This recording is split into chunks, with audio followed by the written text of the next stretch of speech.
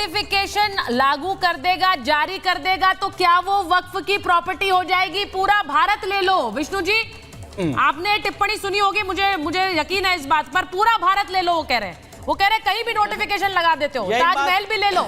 यही बात हम लोग हम ही लोग कह रहे हैं सुचरिता जी। देखिए, लॉ में बहुत बड़ी खामी है और उस खामी को बदला जा रहा है और मुझे लगता है सबको वेलकम करना चाहिए। आप एक बात बताइए, या जितने पैनलिस्ट हैं उनसे जरा पूछिए कि वक्फ कैसे होता है। क्या खुद की संपत्ति वक्फ होती है या किसी और की भी संपत्ति जो उनकी अपनी ओनरशिप में नहीं है उसको वक्फ कर सकते हैं? सब यही जवाब देंगे कि भाई खुद की संपत्ति ही वक्फ कर सकते हैं जो अपने जीवन काल में अर्जित की है। तो यही तो डेफिनेशन में बदला जा रहा है, वक्फ बाय यूजर। कि आपके पास कोई प्रूफ ही नहीं है कि कब से यहां पे आप विराजमान हैं, कोई कागज नहीं है। वक्फ बाय यूजर का कंसेप्ट लिया है, जो ड्रैकोनियन कंसेप्ट है उसको हटाया जा रहा है सुचरिता जी। अब आपने ये कह दिया सेक्शन 6 में कि अगर आप समय सीमा के अंदर नहीं है वक्फ ट्राइब्यूनल तो उनका डिसीजन फाइनल। तो उस जो ड्रैकोनियन बात है उसको डिलीट किया जा रहा है। आप उसके बाद आ जाइए सेक्शन 40 में, जो सबसे ज्यादा ड्रैकोनियन बात है। सेक्शन 40 में लिखा हुआ है कि कोई भी संपत्ति को वक्फ संपत्ति घोषित कर सकते हैं, जो अभी यहाँ पे माननीय न्यायालय कह रहा था। तो उसको यहाँ पे डिलीट करने की बात हो रही है, हटाने की बात हो रही है। जो वक्फ ट्राइब्यूनल का एक क्राइटेरिया है कि 3 जज होंगे और उसमें से 1 जज इस्लामिक लॉ का जानकार होगा। यह क्राइटेरिया इस देश की किसी भी कोर्ट में किसी और धर्म के लिए नहीं है। इस आधार पर कोर्ट नहीं बन सकती है। उस क्राइटेरिया को हटाने की बात हो रही है। अब 2 जज की पीठ होगी। वह बोर्ड में जो महिलाएं हैं उनको रिप्रेजेंटेशन देने की बात हो रही है। इसमें क्या गलत है? सेक्शन 107 में आपको एक समय सीमा के अंदर आना है। हमारे लिए मतलब 3 साल, 6 साल, 12 साल नहीं आए तो आपका राइट खत्म। इनके लिए कोई समय सीमा नहीं है, उसको खत्म करने की बात हो रही है। तो ये सारी बातें हो रही है सुचरिता जी यहाँ पे। बिल्कुल। और विष्णु जी कह रहे हैं कि ऐसा नहीं है कि वक्फ की संपत्ति उससे ले ली जाएगी। ये भी बड़ी बात है। उन्होंने कहा कि अमेंडमेंट्स हैं और वो अमेंडमेंट्स इसलिए जरूरी है कि कई असीमित शक्तियां दी गई हैं भाई, उनमें उससे असमानता भी है। उस असमानता को भी एड्रेस करने की कोशिश है। मैं एक बार जरा फिर से सुनवाना चाह रही हूँ, एक बार फिर से जज साहब का वो बयान सुनवाइए, जरा फिर से सुनवा दीजिए क्या कहा। तो वो जो भी सरकारी दफ्तर को कह देंगे कि वक्फ प्रॉपर्टी पे हो जाएगा। मेरा सीधा सा क्वेश्चन है, blunt, notification is issued under this. अरे भाई साहब, आप तो ताजमहल भी ले लो यार, लाल किला भी ले लो, कौन मना कर रहा है? वो मैं या प्यार से क्वेश्चन समझ में नहीं आते आप लोगों को? सिर्फ ऑनरेबल कोर्ट, किसी के, अरे ऑनरेबल कोर्ट का छोड़ो, किसी की भी प्रॉपर्टी को आप वक्फ प्रॉपर्टी डिक्लेयर कर सकते हो। टेल मी, सेक्शन 5 में नोटिफिकेशन होगा, फलाना होगा, पूरे भारत का वक्फ प्रॉपर्टी डिक्लेयर कर दो, देन क्या नोटिफिकेशन का वैलिड हो जाएगा? अब आपने ये सुना जिस तरह से ये बयान अब आने के बाद, अब शहजाद जी थोड़ी देर पहले आप बहुत सी उनका भी जिक्र कर रहे थे जो मुस्लिम कम्युनिटी के अंदर लोग कह रहे हैं। मेरा सीधा मानना है कि अलग अलग धर्मों के लिए, सबके लिए एक समानता इस देश में बहुत जरूरी है। हम उसे इस तरह से नहीं देख रहे हैं दानिश जी, हम इसे इस तरह से नहीं देख रहे हैं। अभी विष्णु जी ने कहा, मुमताज जी डज नॉट एग्री, मैं आ रही हूं आपके पास, लेकिन दानिश जी एक ही वाक्य कहूंगा। आज सारे मुसलमान इसके पक्ष में इसलिए हैं क्योंकि अभी तक वक्फ की जो प्रॉपर्टीज है उनका बेनिफिट केवल कुछ मुस्लिम परिवारों को जो राजनीति से कनेक्टेड है उनको मिल रहा है। इसीलिए इसके रिफॉर्म के लिए मुमताज जी ने सबसे ज्यादा वकालत की है बतौर पत्रकार। पूछ लीजिए कितने आज क्यों नहीं कर रहे हैं वो आज क्यों नहीं कर रहे हैं? और मैं एक ही नहीं, कोई मजबूरी नहीं है। देखिए, ऐसा शादात पूनावाला था, हर चीज का विरोध करना। एक लाख आप लोगों ने परसेप्शन, देखिए आप सीए लाए तो ये परसेप्शन बनाया कि साहब मुसलमानों को निकाल दिया जाएगा।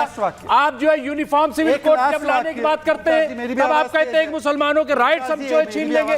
बात ये एक वाक्य, बात परसेप्शन अपने समय पर, अपनी बात, मेरी बात अपने समय पर। अभी आपने उन्होंने अच्छी बात की, इन्होंने कहा सीए पे इन्होंने कहा मुस्लिमों की नागरिकता छीन जाएगी। आप लोग माहौल बनाते हैं, ऐसा एक नागरिकता बताओ, माहौल बनाते हैं, बनवाते हैं। मैं ये कह रहा हूं, बात समझिए पहले। एक नागरिकता आप लोग जो है माहौल बनाते हैं, की जमीन छीन जाएगी। नहीं माहौल क्यों बनवाते हैं? ताकि आप पोलराइजेशन कर सके, ताकि आप जो है जो अक्सरियती तबका नागरिकता तो किसी की छीन नहीं रही है, लेकिन मैं ये भी कह दूं कि बांग्लादेश में जो हो रहा है ना, उसके बाद सीए क्यों जरूरी है वो भी नजर आने लगा है। हाँ बोलिए ना सर, आप बोल तो रहे हैं, आपको बोलने का वक्फ बोर्ड में ट्रांसपेरेंसी हो, वक्फ बोर्ड बोर्ड में ट्रांसपेरेंसी बिल्कुल होनी चाहिए, अकाउंटेबिलिटी हो, बिल्कुल फायदा नहीं पहुंचा, accountability हो। बिल्कुल कौम को फायदा नहीं पहुंच रहा। बस और क्या चाहिए फिर? 12 महीने 14 महीने से जो अइम्मा है उनको तनख्वाहें तक नहीं मिल पा रही, जो बेवाएं हैं उनको पैसे नहीं तो पहुंच यही रहे। तो और ये चाहिए। नहीं, देखिए जो लेकिन अमेंडमेंट मैं है, क्या सुनिए करूं? सुनिए, मेरी बात तो सुन लीजिए। आप इसे हमेशा एक नकारात्मक ढंग से लेते हैं। मैं क्यों ले रहा हूं, उसकी वजह क्योंकि क्या है? इसमें मैं ये कह भी रहा कहा हूं, गया कि वक्फ क्योंकि जितनी ये लोग संपत्ति जो अर्जित अच्छा कर रहा काम भी है, करते हैं ना, वो भी ऐसा माहौल बनाते हैं ताकि पोलराइजेशन हो सके, हिंदू वोट बैंक ये पे माहौल हमने ये मैं बनाया कह कि रहा हूं। दंगाइयों ने बनाया? ये लोग अच्छा काम भी कुछ इस अंदाज से एक बात, करते हैं अब आप चिल्लाओ ताकि मत, माहौल एक बात। चलिए आपने मान लिया अच्छा काम कर रहे हैं, आपने मान लिया अच्छा काम कर रहे हैं, ये तो आपने माना ना अच्छा काम कर रहा है, लेकिन तरीका ठीक नहीं है, वो ये कह रहे हैं। हाँ, बात बोलिए। सुन लीजिए, उसके बाद आपने कहा माहौल ऐसा बना देते हैं। हाँ, सीए पर माहौल की नागरिकता छीनेगी, किसने बनाया? दंगाइयों ने। आज किसी की कौन नागरिकता दंगाई? गई नहीं गई, सुन लीजिए पूरी बात। किसने कहा था कि 1000 रैलियां करेंगे? मुमताज जी, ये तरीका ठीक है। हाँ। मुमताज जी, उसके यार, बाद तो फिर- ये वही एमआईएम पार्टी है जो कहती थी एनआरसी आएगा, एनआरसी का ड्राफ्ट देखा नहीं, आया नहीं। आज कानून का ड्राफ्ट आया नहीं, बच्चे का मुंडन करवाना शुरू। एंटी मुस्लिम है। अरे कैसे बोल दिया एंटी मुस्लिम है? ये ओवैसी साहब कैसे बोल रहे हैं कि मुस्लिमों की जमीन छीन जाएगी? हाँ। क्या बेसिस है उसका? आज मुझे वो प्रावधान दिखा दो। ठीक है, आज आप प्रावधान कैसे दिखा दो गारंटी कि दे मुस्लिमों सकते की हैं कि जमीन ये छीन बहुत जाएगी। अच्छा कानून है? दानिश ये कुरैशी मुसलमानों के हक में आप कैसे ही दावा कर सकते मैं हैं बता और सकता हूं। जमीन नहीं मैं छीनेगी? बता सकता ये हूं। discussion तो बताओ, कल भी कर बताओ, सकते मैं बताओ इसका जब आंसर। ये amendment आ जाएंगे। कैसे आपके पास ड्राफ्ट है? ठीक है, मैं बता रहा कुरैशी साहब, हूं, मैं बता रहा आपके पास हूं, बिल आ गया है? मैं बता रहा हूं, हाँ, बता रहा हूं। बताइए। जैसे अरे भाई सुन तो लीजिए, मैं बता रहा हूं। एक मिनट सुनिए। हाँ, क्योंकि 9th जेपीसी रिपोर्ट जिसको हेड किया था कुरैशी साहब, वो रहमान खान ने बोला कंप्यूटराइजेशन ऑफ रिकॉर्ड्स होना चाहिए, हाँ। डेटाबेस क्रिएट होना चाहिए, हाँ। मॉनिटरिंग होनी चाहिए, अकाउंट मेंटेन होनी चाहिए, फाइनेंशियल ऑडिट होना चाहिए। ये सारी चीजें होंगी। हाँ। खिलाफ है इसके? नहीं। और ये पारदर्शिता बढ़ाने वाली चीज और है। सुनिए, ये पारदर्शिता ये तो एक बार हुआ भी। दानिश कुरैशी देखिए, जो साहब, दानिश सेंट्रल कुरैशी काउंसिल है उसने तो ठीक है। रजिस्ट्रेशन का काम शुरू किया था। शहजादपुरे वाला इसका कोई इलाज नहीं है। क्या? और क्या? आप अपने पेट में मरोड़ रखिए। हम अपनी बात कौम और मिल्लत के साथ, वतन के बाद साथ हम कौम और अपनी मिल्लत बात ने एक रखते सीट रहेंगे, दी आपको। कहते रहेंगे। कौम आपको और जो मिल्लत करना ने है करिए, एक सीट, कोई one, बात नहीं only है। one। आपको इतनी सारी फिक्र Only है। in हैदराबाद। सुनिए, अरे मैं मुद्दे बताता कौम और हूं, मिल्लत जिन आपको मुद्दों पे हैदराबाद तक कई सीमित सब- रखी कई है। बार मिल्लत और कौम पूछ चुकी मोदी साहब से।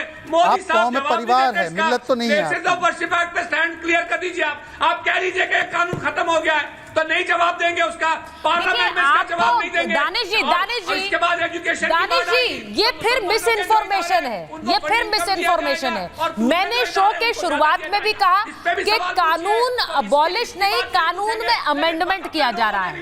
अभी यहाँ पैनल पे भी शहजाद जी ने भी बताया, विष्णु जी ने भी बताया। विष्णु जी ने आपको क्लियरली बताया कि अमेंडमेंट्स क्या हैं जो इस कानून में है। आपकी सरकार की पॉलिसी खुल गई और देखो, आगे कैसे बता दिया जो amendments बैसाखी क्या है, में इनके बटी हुई पास आ गया सरकार है। amendments। सर, आप ये सर, बताइए, लोकसभा इनसे के मशवरा लिया गया। सांसदों को कॉपी इनसे भेजी मशवरा गई है, लिया गया, मुमताज कॉपी दी जी। गई है। मुमताज जी, कैसे? लोकसभा के बता रहा हूं। सांसदों को कॉपी भेजी गई है, आपको नहीं पता है ना? तो जानकारी भी मैं दे रही हूँ आपको कि कैसे पता है। हाँ। मैं बता रहा हूँ। हाँ। 2023 में 7 कंसल्टेशन इंक्लूडिंग पब्लिक कंसल्टेशन हुई। वक्फ बोर्ड के सीईओ, स्टेट वक्फ बोर्ड के साथ कंसल्टेशन हुई। क्यों नहीं गए आप लोग? क्यों नहीं गए आप लोग अपने सुझाव देने? और नरेंद्र मोदी सरकार ने एक कमेटी गठित की थी ये देखने के लिए कि कौन कौन सी ऐसी प्रॉपर्टीज हैं जो सरकारी हैं। विष्णु जी, जो सरकारी प्रॉपर्टीज जहां पर सरकारी दफ्तर चल रहे हैं और देश में आजादी के बाद से कई तो ऐसी इमारतें हैं जहां चल रहे हैं, लेकिन उन पर वक्फ का दावा है। अब बहुत से मुमताज जी का कहना है कि ये शायद कोशिश अच्छी है, पहल अच्छी होगी, लेकिन जो तरीका है पेश करने का वो हमेशा ऐसा हो जाता है कि ये मुसलमानों के खिलाफ। नहीं, उसकी वजह ये है, हाँ, एक बार विष्णु जी से पूछा। नहीं, देखिए इसमें ऐसा कुछ भी नहीं है। हाँ। यहाँ पे हमारे सामने एग्जाम्पल्स हैं सुचरिता जी। जी। सूरत की म्युनिसिपल कॉर्पोरेशन को वक्फ संपत्ति घोषित कर दिया गया। Yes। ताजमहल की यहाँ पे जो बात हो रही है ये कोई हवा में बात नहीं हो रही है। ताजमहल के एक पोर्शन को यूपी सुन्नी सेंट्रल वक्फ बोर्ड ने 2005 में वक्फ संपत्ति घोषित कर दिया। Yes। Archaeological survey of India इस समय अपील फाइल की हुई है सुप्रीम कोर्ट में। 2018 में पूछा गया था, बताइए शाहजहां ने कब इसको वक्फ डीड किया, वो वक्फ डीड दिखाइए। Yes। आज तक नहीं दिखा पाए हैं। ऐसे आपने भी दिल्ली के 123 प्राइम प्रॉपर्टीज देखा जिसको अभी सेंट्रल गवर्नमेंट ने डी नोटिफाई किया है। हाँ। सब प्राइम प्रॉपर्टीज थी, उसको आपने वक्फ संपत्ति घोषित कर दिया। आप सरकारी जमीन की बात करें, इलाहाबाद हाई कोर्ट की एक जमीन के पोर्शन को मस्जिद बना के कह दिया गया कि ये वक्फ संपत्ति है। ऐसे आज कितनी ऐसी दरगाहें हैं जिनको बोला गया वफ संपत्ति है, जो इलीगल इंक्रोचमेंट का केस है। तो यहाँ पे उन जगहों की बात हो रही है सुचरिता जी। और उसके अलावा देखिए यहाँ पे आज शहजाद भाई ने बहुत बड़ी बात कही है आपके डिबेट में।